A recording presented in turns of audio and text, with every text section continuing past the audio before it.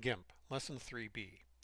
You'll open the file of the stained glass, and first we're going to experiment with the fuzzy select tool. Now if I click over here, you can see that it selects most but not quite all of that area of red. That's because of the threshold. If I raise it up a bit, go back and select again, you can see that it selected that whole area. But it did not select adjacent areas. If I want to do that, I need to hit the Shift key or press it, and then I can click in adjacent areas. For an image of this size and complexity, that can get to be a little bit tiring. One other possibility, Pepper, you need to scoots. Scoots.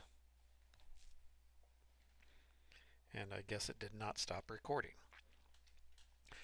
Another tool that you can use is the Select by Color tool.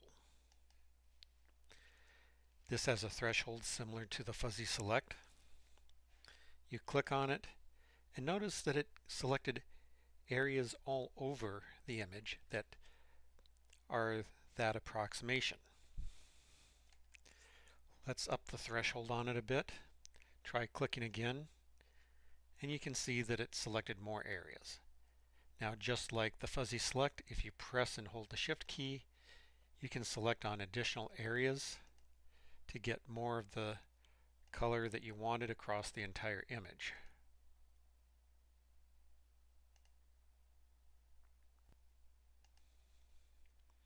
Let's clear it out. And now this time we're going to try a color mapping. We'll go to Colors, Map, Color Exchange, and here we're going to select a color in the red. We click on the From color, choose the Color Picker tool, go into the image, select the red, and there was a two-color pre-selected.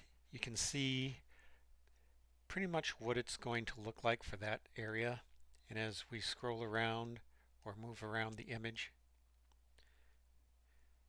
you can see what sort of effect that it has. Now, the threshold on all of these will have an effect upon the selection. If we lower the thresholds all the way down, you can see that it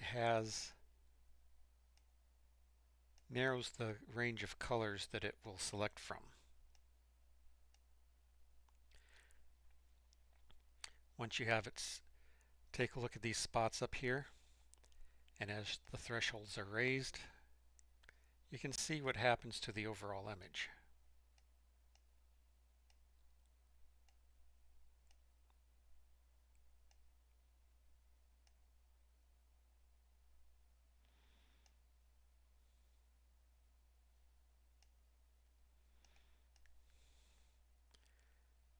Let's raise the green threshold a bit. Once you have it set the way you want, click OK, and it replaces that range of colors.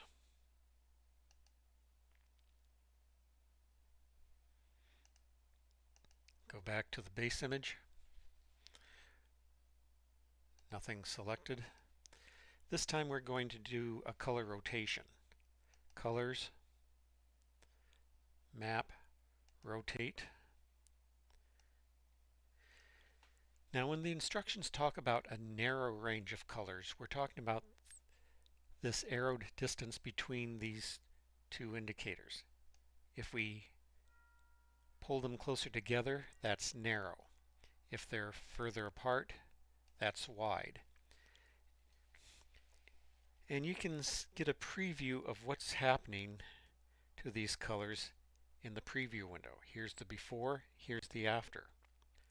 We're going from something that's in the red zone. Now let's narrow this down to a blue zone, and you can see most of the reds have changed to blue. If we move this up into the greens,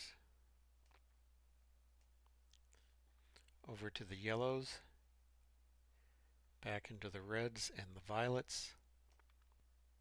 Or if we widen this up, best way to learn about it is just simply to play with it. That's an overview of how the tools work for Lesson 3B.